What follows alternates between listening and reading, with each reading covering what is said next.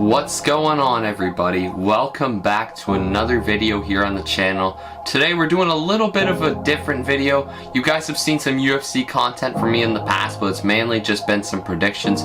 We've got a very special review video today. The McGregor Forever documentary just came out on Netflix. I have literally just finished watching it like 20 minutes ago. So we're going to review it. We're going to take a look through all the episodes 1 through 4. We're going to say where each episode was good, where it could have gone better, what I enjoyed about it, the insights and the life of the notorious Conor McGregor. I don't even know what I'm calling this. The McGregor Forever review. I don't need to make it fancy. I don't need to say any other shit. We're reviewing the McGregor Forever documentary. No point of pissing about here. Let's just get straight into this review, shall we? Episode 1 is titled Bad Blood. Now, I think you know where this one's probably going. This one talks about everything that happened in 2017, well, the end of 2017 into 2018, mainly with McGregor versus Nurmagomedov. Let's just be honest, we all knew what this episode was going to be about. It talks about the bus incident. I think that it was pretty insightful and like what all escalated that incident with the Khabib slapping Artem and then Conor wrapping up a bunch of guys from Ireland and flying over to Brooklyn, smashing that dolly through that bus. Oh my god, I still can't believe that happened for the life of me. That's actually unreal that ended up happening. But it talks about that. The lead up to the Khabib fight is while going through the legal issues of the bus incident in Brooklyn. So great insight, I must say, and even leading up to the fight, it shows the incident of where the famous incident of McGregor going, "My foot was a balloon," you know? You want to see it?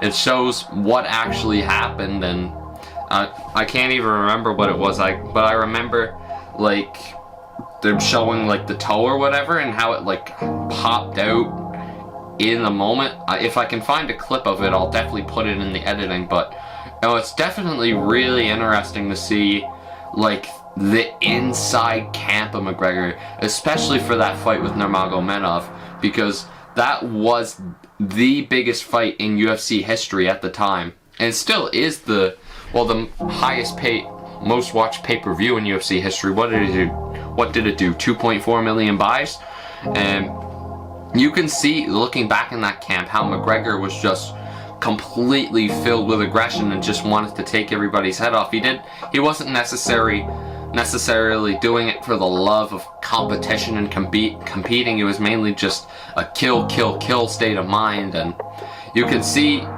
how his kids kind of helped him get through and give him some more motivation for this fight. Oh my god, dog, do you really have to be barking now? You haven't barked all day. I'm sorry, friggin' dog outside. But yeah, no, it gives some great insight as to how his kids gave him some great motivation for this camp. I feel like the coaching side of things was really interesting too. I felt like they could have dived into it a bit more, but it was still really interesting to see that behind the scenes side of McGregor in such a high profile fight against the undefeated and undisputed Khabib Nurmagomedov at the time. And yeah, no, this episode, it's a great way to start off the series, especially where the last McGregor documentary, it ended off at the Mayweather fight, so they really had to start this one out at the Khabib fight, where the bus incident happened and the rivalry just went bam. And yeah, no, this is a good episode, to be honest. I'd probably give it an 8.5 or a 9 out of 10. You'll see this with the whole review, to be honest. Overall, I thought it was a really good documentary and some amazing insight on such an iconic figure, especially in combat sports that I truly hold dear to my heart. But yeah, no, this is a great episode, and I really recommend you go watch this episode, and the whole documentary, if you haven't. It is a phenomenal show, I must say. Episode 2 is titled As Real as It Gets. So this one is, it kind of goes into like 2019. You could even see like some of the community. Wait, no, that was episode 1, where it showed the community service McGregor did for the Khabib bus incident. But this episode here, it mainly talks about the Cerrone fight and the lead up to the Cerrone fight, and how they wanted McGregor to get that fight in 2019, and how he was building up to it, and he was in camp, he was ready to go, but it just never ended up happening. And it talks about how McGregor feared losing momentum and all this stuff, and it talks about like the pressure and insight of being Conor McGregor in that situation, especially coming off a loss to Khabib, when you're known as such an invincible figure in the sport. Excuse me. It definitely, you could tell this fight meant a lot to Conor, and you could tell he needed to win this fight for not just his own personal pride, but the legacy and the name of the Notorious. And like, you can see there's a lot different approach to this fight. Like, you take a look inside of his camp and you see the sparring and the backgrounds that he's doing. You can see he just feels more technical. You can almost feel the love of competing in combat through the screen as McGregor's hitting pads and kicking his sparring partners as he trains for his fight against Donald Cowboy Cerrone at the time. And I mean, and you can just, that whole time you can just feel you can feel McGregor's aura changing. It's like, it feels like McGregor reborn, but it's him back at the same time. And I feel like this is probably my least favorite episode of the whole show, ironically enough.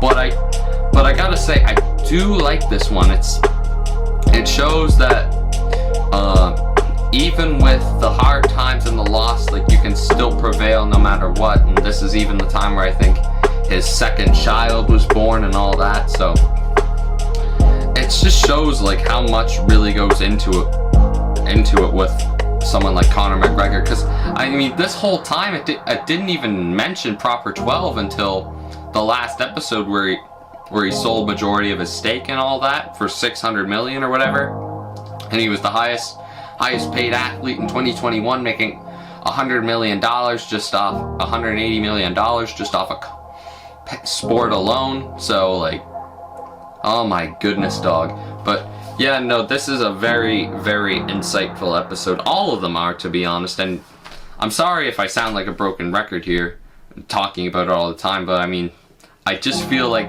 this is a great show to watch, and you should really watch it if you haven't. But As Real as It Gets, I didn't even mention it too, but this leads up into the COVID pandemic sort of thing. So it talks about how McGregor was getting back into the gym and after COVID and stuff too, and in attempts to try to like get his season up and running, because the plan at the start of 2020 was to have 3 fights and make a season out of 2023. And it started off really well with that win over Cerrone when he got him out of there in 40 some seconds, I think it was. But yeah, no, I'd give this fight I'd give this episode an 8 out of 10. Good, but not great. Could use some improvement, but the last 2 episodes I think is really where it's at. So episode number 3 is titled Insane to the Game, and it starts off, it talks about his retirement in 2020 and how he was so frustrated with the UFC that he couldn't get a fight with all the pandemic stuff going on, and he just got so sick of it, he just said he's retiring. But it was really more of a leverage scheme of just saying like, you guys gotta give me a fight or I truly will be done. And that's all that really went into it. and it talks about some of his training and how he tries to get away from all the distractions and just try to truly be himself at some points. But this is another really good episode. I mean, once you get out of the whole contract, retirement, UFC debacle, it really starts to show like the negotiations for the Poirier fight and how they planned on being a boxing charity match. But before they officially confirmed the Poirier-McGregor rematch, it talks about, and it shows it shows McGregor's live reaction to the Khabib fight against Justin Gaethje, Khabib's last fight. Just on a side note here, why does everybody say Khabib's name's different? It's Khabib, Habib. Which one do you call him? Leave your vote in the comments down below. What do you call Khabib? Do you call him Khabib? Do you just call him the Russian guy who wears the funny thing at the weigh-ins and he walks to the fight? The Dagestani dude. Oh, Khabib, man, I love him. But smash this guy, as I like to call Khabib. Yeah, no, where was I? So it shows McGregor's live reaction to the Khabib fight, and you can see like you can just feel it as McGregor's watching that fight. He's like he wants to get that one back for the life of him. That drives him insane that Khabib retired and he couldn't get that one back. But he was very respectful in the documentary. I mean, I remember him saying some pretty nasty things after Khabib retired in 2020 about his father and his wife and all that stuff. So yeah, no, you could tell McGregor wanted that rematch really bad, and I can't blame McGregor. If I was McGregor in that situation, I really want it too. Your most fierce rival, you're on your comeback, you're the biggest star in the promotion, and the guy you just truly hate and want to beat the most retires. It's a heartbreaker when you can't go and get that one back. So I can truly understand Conor's like gut instincts and emotions in that fight, or watching that fight with Khabib and Gaethje.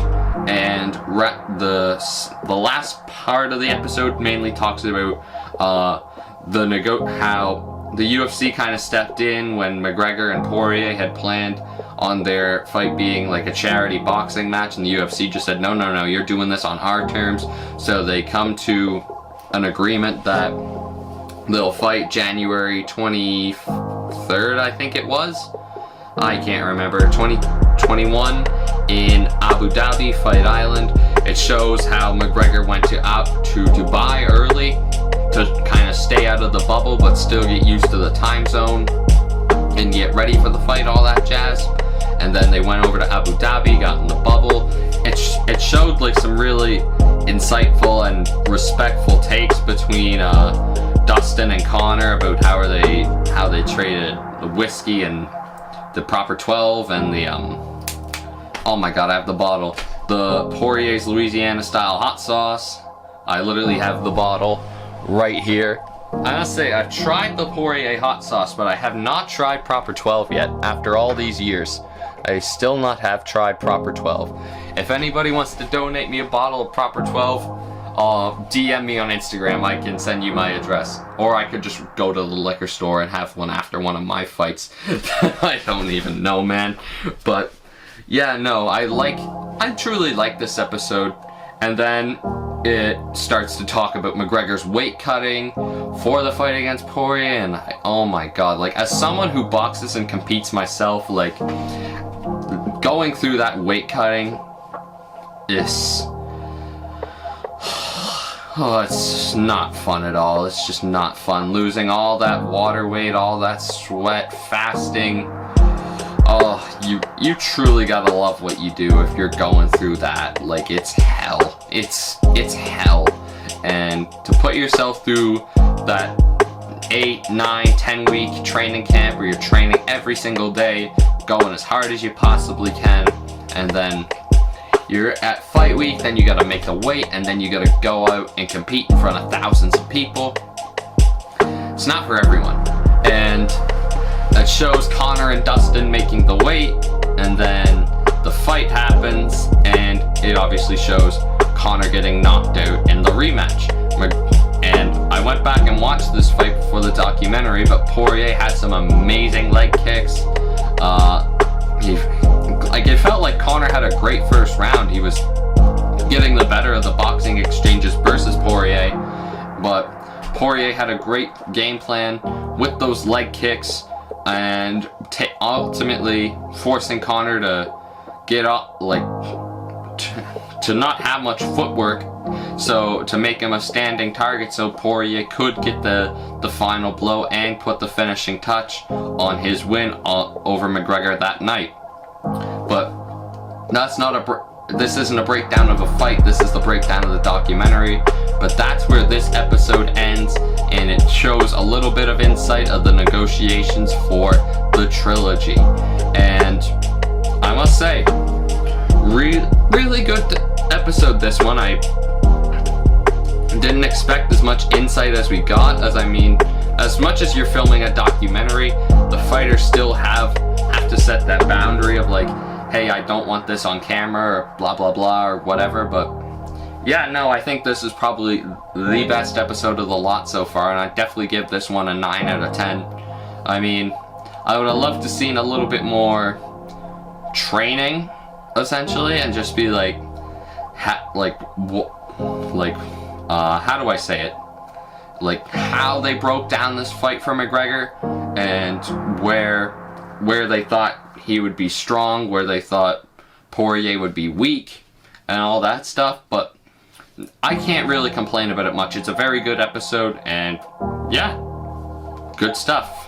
Netflix team. Oh my, oh my. And the fourth and final episode of this documentary is called Till the Day I Go Out. The notorious, amid doubts about Dustin's win, McGregor trains for the rematch against Poirier. As the bout ends painfully, the fighter has to face the next steps of recovery. So, as you can tell, this is all about the trilogy with Dustin Poirier, and it starts off with McGregor kind of just in the gym by himself, taking some time away from his team. Obviously, he's still with and around his family, but he really had to do some soul searching after that one. It's like, after that rematch with Poirier getting knocked out, I feel like, and it showed that McGregor truly had to find his purpose of why he was in that octagon. Like, why do I compete? Why do I love this sport? Why do I keep coming back? And it seems like he found it, because shortly after, pen to paper, contract signed, McGregor versus Poirier 3, July 10th, 2021, Las Vegas, T-Mobile Arena, signed, sealed, delivered. Now, it shows that McGregor took his camp from Dubai to out to LA, Newport County, California, pretty much. And it shows McGregor in the physio rooms getting his legs scanned, because he still got some lingering injuries from that Poirier fight. And like, what was it? Was a bone fracture or something like that he had in the leg that he broke in that third fight with Poirier. I do believe, don't hold me to that, but I do believe that's what happened. And yeah, no. And then it shows a lot of his training. Like, keep in mind too, McGregor's family is back in Ireland at this point, so his wife is taking care of all 3 of the kids, while McGregor's out here training in California with his coaches and his team on the bike every single day, training, and you can really see just how much it brought back the old Conor McGregor. The Conor McGregor who was vicious, the mean, the head honcho, the guy who was gonna wear that Versace robe and tell you that he didn't give a F about you, your team, or your people, the one who apologized to nobody. You can really see that McGregor in that training camp. And you can even see, like, he didn't even care about that little leg injury or whatever from the Poirier fight. Like, the fight week he was sparring without, because they made him wear like this little brace or whatever around like the ankle to around the top of the shin, and McGregor just took it off for fight week and sparred without it, and because he just said, like, I want to see how it feels without it, because I'm gonna fight without it on, which honestly I would do the same thing. I can't blame Conor McGregor there. And yeah, it shows some insight of the trash talk and all that for that third Poirier fight. Your wife is your husband, as Conor would say. Oh my. And yeah, no, then it talks about the fight, and one thing I really liked about this documentary is, like, when they like, how do I say it, when they talked about McGregor becoming the new version of himself, like this new version of the money-made McGregor, it would show a clip of the old McGregor saying his quotes of, like, I've lost my mind in this game, and I didn't come here to take part, I'm here to take over, and all this stuff. So yeah, no, I really like how it combines the past and the future in particular, and then it all leads up to the fight with Poirier, and everyone knows what happened that night in Las Vegas. McGregor stepped back on that right leg, and pow, there goes the ankle. It's broken. Fight ends. Poirier wins doctor stoppage. And right after that fight, like after it shows him getting in the ambulance, going to the hospital, all that, it shows him 2 days after the leg break, and McGregor's just there like, Doc, when can I get back in the gym? When can I train again? When can I fight again? And that, I gotta respect that. After you've made billions of dollars like McGregor has, and you just have that will and fire to compete again, like, that shows true character and how much you gotta love the sport to truly just want something so bad and go out and get it. So, and that's really where this documentary ends. It kind of shows his recovery, and it kind of, one thing I wish it talked about a little more is the Michael Chandler stuff, but it probably was a little late to make it in the documentary. But yeah, no, this episode, I'm giving it I'd give it like another 9 out of 10, because it was a really good episode. Could have been a little bit more insightful, but I really liked it either way. So overall, documentary, great insight, just about perfect, but nothing's ever perfect, so I'll give it a 9.5 out of 10. Great watch, highly recommend it. But yeah, no, I gotta say, this was one of my favorite documentaries to watch, even as, like, not even just as a combat sports athlete and fan, just in general, like, seeing the insight of someone with a mind and mindset like McGregor does, and how he puts everything he does into action, like, it was truly great to watch. And anyone who's looking to watch a great sport, fitness, health documentary, and anyone who loves combat sports, watch this documentary. If you love combat sports, you're gonna watch this documentary because it's Conor McGregor. But I gotta say, I truly liked it. I truly liked it. Where we're gonna end off this video. What more do I have to say? It was a great documentary.